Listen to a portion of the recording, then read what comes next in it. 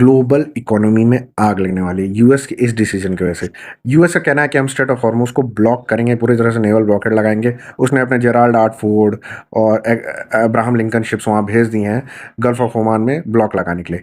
अब यूएस का ऐसा मानना है, वहाँ के एक इंटेलेक्चुअल हैं रिचर्ड हास, उनका ये कहना है कि Iran as a leverage use कर रहा है स्ट्रेट ऑफ हॉर्मुज को। वो किसी के जिसकी इच्छा कर रही है उसके शिप्स को पास करने दे रहा है, जिसका वो मन नहीं करता उसके शिप्स को वो पास नहीं करने देता है। तो यही चीज़ हम उसके खिलाफ यूज करेंगे। हम भी शिप्स को पास नहीं होने देंगे गल्फ ऑफ ओमान से, और एज अ जो ईरान का लेवरेज है उसको पूरी तरह से खत्म करेंगे। अब यूएस यहाँ पर एक चीज़ भूल रहा है कि ईरान को सैंक्शंस में रहने की आदत है।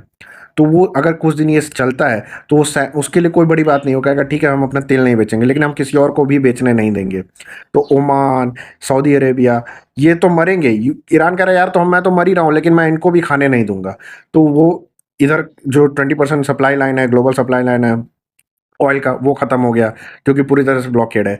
अब ईरान ने अगर वहाँ रेड सी में चाहा तो वहाँ पर वो हूतीस को एक्टिवेट कर देगा और वहाँ पर वो लोग शेलिंग स्टार्ट कर देंगे, बमबारी स्टार्ट कर देंगे, और रेड सी वाला भी जो रूट है वो भी ब्लॉक हो जाएगा।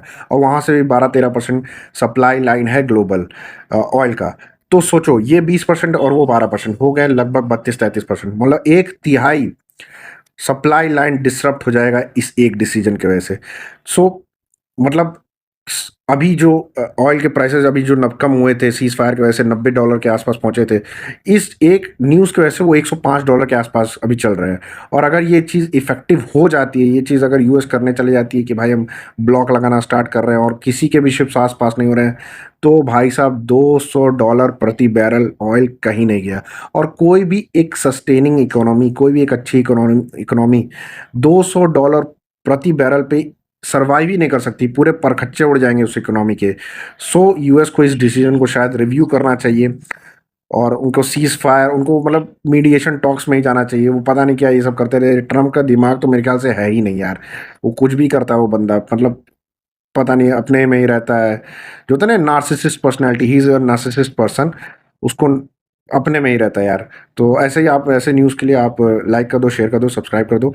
मैं ऐसे ही अपडेट्स आपके लिए लाता रहूँगा।